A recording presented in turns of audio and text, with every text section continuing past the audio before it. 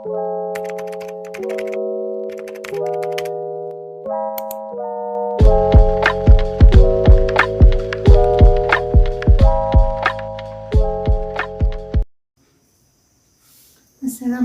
warahmatullahi wabarakatuh. Materi dari kelompok 11 yaitu tentang integrasi nasional. Masalah integrasi nasional banyak dialami oleh negara-negara di dunia ini, terutama negara yang masih relatif muda. Contohnya adalah Indonesia. Mengapa Indonesia termasuk negara yang cenderung memiliki masalah integrasi nasional? Karena Indonesia merupakan negara multikultural, negara yang memiliki macam-macam adat istiadat, budaya, atau bisa juga bahasa. Indonesia ini dikarenakan banyaknya perbedaan tersebut, maka integrasi nasional ini penting digunakan atau diterapkan di Indonesia. Lalu, integrasi nasional ini tidaklah mudah dalam mencapai kesempurnaan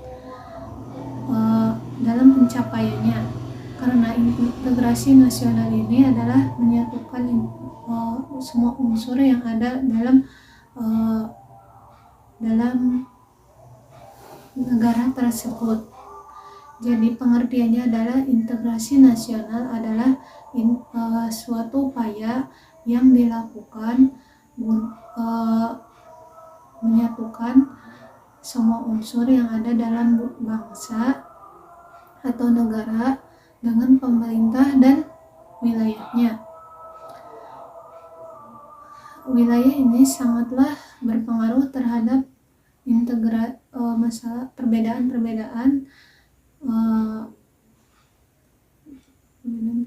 yang ada pada suatu negara.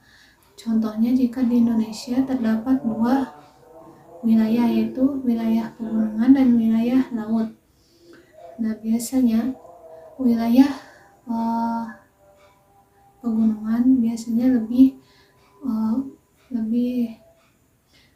memiliki corak halus, karakter halus, terus senang berkumpul.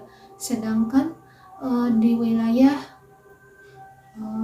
laut biasanya lebih ke pekerja keras dan lebih senang merantau. Jadi, integrasi nasional ini bisa diibaratkan dengan sebuah proses pembangunan.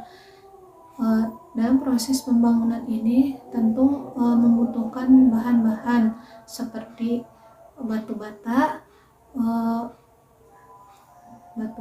besi, maupun semen. Lalu apa yang terjadi jika tidak ada salah satu dari bahan tersebut? Apakah bangunan tersebut akan berdiri kokoh? Tentu saja tidak. Jadi integrasi nasional itu adalah menyatukan. Jadi tidak ada kelompok atau kubu-kubu khusus dalam suatu negara.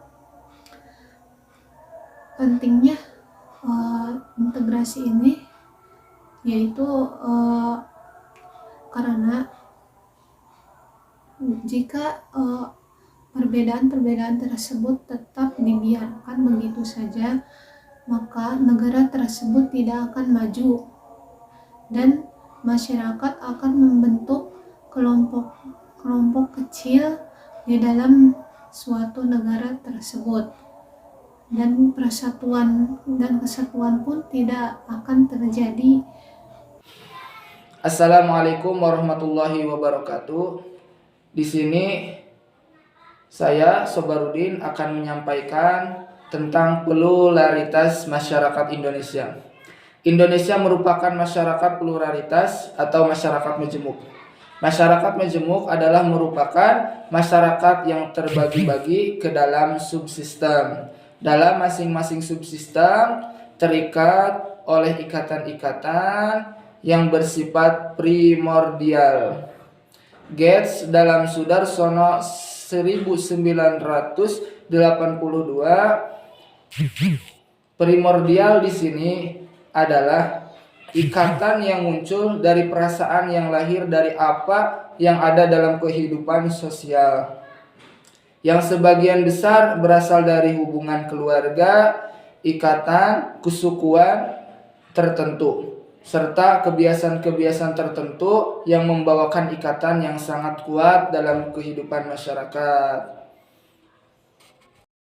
Assalamualaikum warahmatullahi wabarakatuh. Saya di sini akan melanjutkan dari Kang Sobarudin, yaitu strategi integrasi. Masalah integrasi nasional merupakan persoalan yang dialami oleh semua negara, terutama adalah negara-negara berkembang.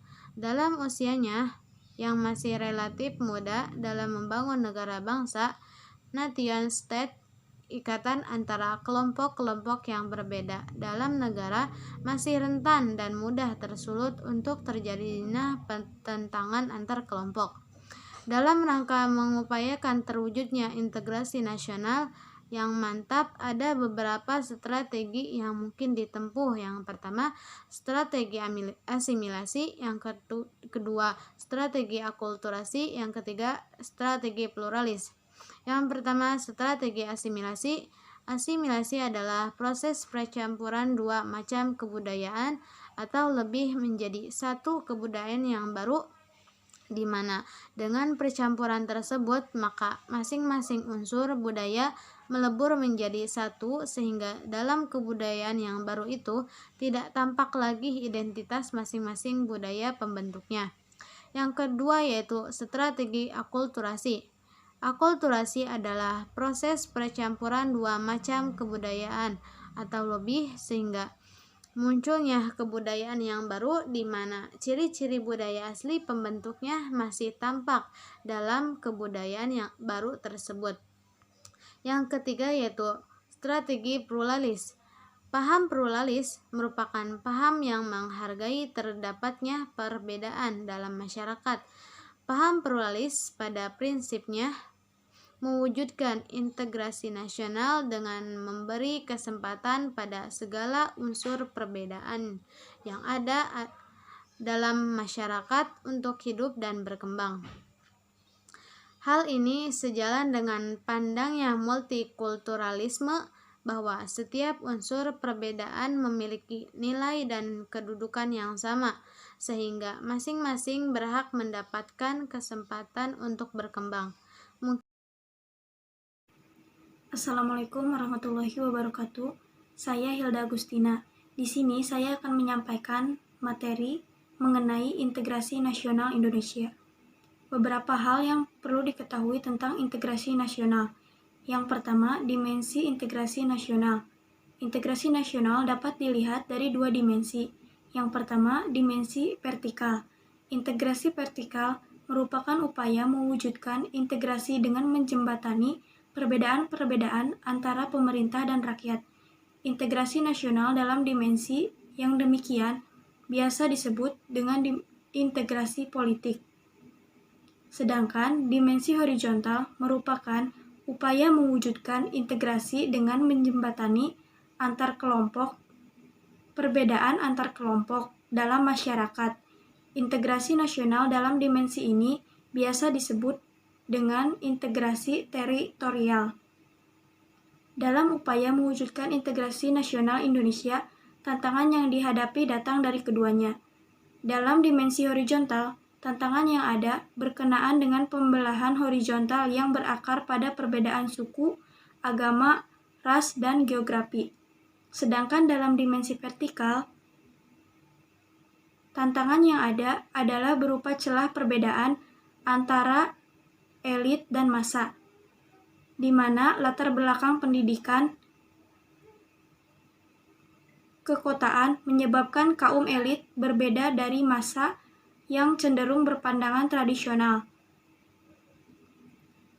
Masalah yang berkenaan dengan dimensi vertikal lebih sering muncul ke permukaan setelah berbaur dengan dimensi horizontal, sehingga memberikan kesan bahwa dalam kasus Indonesia, dimensi horizontal lebih menonjol daripada dimensi vertikalnya. Mewujudkan integrasi nasional Indonesia. Salah satu persoalan yang dialami oleh negara-negara berkembang, termasuk Indonesia dalam mewujudkan integrasi nasional, adalah masalah primordialisme yang masih kuat. Titik pusat goncangan primordial biasanya berkisar pada beberapa hal, yaitu masalah hubungan darah, jenis bangsa, bahasa, daerah, agama, dan kebiasaan.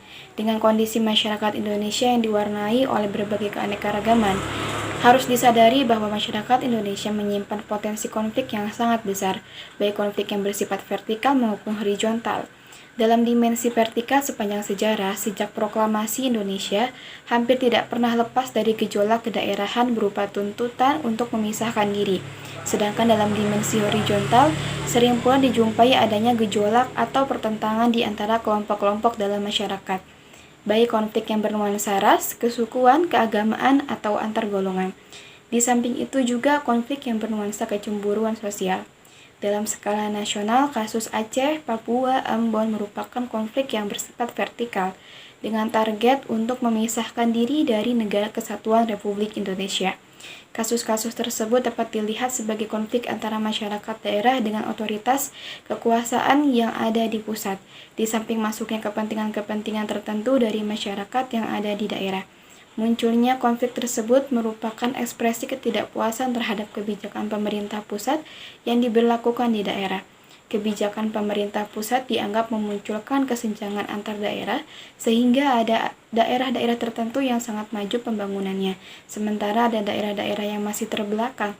Dalam hubungan ini, isu dikotomi Jawa luar Jawa sangat menonjol, di mana Jawa dianggap mempresentasikan pusat kekuasaan yang kondisinya sangat maju, sementara banyak daerah-daerah di luar Jawa yang merasa menyumbangkan pendapatan yang besar bagi negara. Kondisinya masih terbelakang. Dengan mengacu pada faktor-faktor terjadinya konflik kedaerahan sebagaimana disebutkan di atas, konflik kedaerahan di Indonesia agaknya terkait secara akumulatif dengan berbagai faktor tersebut. Perwujudan dari multikulturalisme adalah kesediaan orang-orang dari kebudayaan yang beragam untuk hidup berdampingan secara damai. Di sini diperlukan sikap hidup yang memandang perbedaan di antara anggota masyarakat sebagai kenyataan yang wajar dan tidak menjadikan perbedaan tersebut sebagai alasan untuk berkonflik. Di samping itu, perlu memandang kebudayaan orang lain dari perspektif pemilik kebudayaan yang bersangkutan, dan bukan memandang kebudayaan orang lain dari perspektif dirinya sendiri.